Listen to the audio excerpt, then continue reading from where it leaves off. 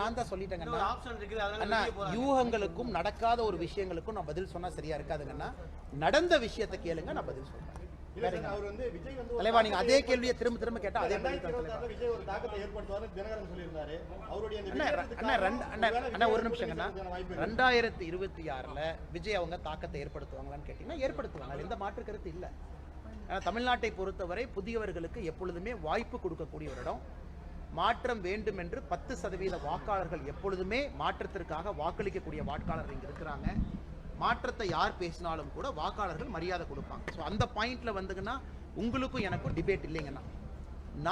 நான் சொல்வது, யார் ஆட்சி அமைக்க போறாங்க, தாக்கத்தை ஏற்படுத்துவது வேறு, ஆட்சி அமைக்க போவது வேறு, இரண்டுக்கும் வித்தியாசம் இருக்கு. விஜய் அவர்களை பொறுத்தவரை ஏற்கனவே நான் சொன்னதுதான், பெரிய நடிகராக இருக்கிறாங்க, பெரிய ஒரு மாஸ் ஃபேன் பேஸ் இருக்கக்கூடிய ஒரு நடிகர்.